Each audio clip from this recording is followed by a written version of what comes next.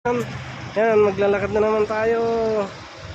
Traffic na naman dito sa Baguio. Biligtas na! Oo. Yan.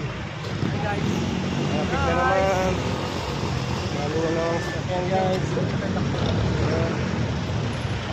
Yan, dami na naman sasakyan kasi uwian na naman. Traffic, guys. Yan.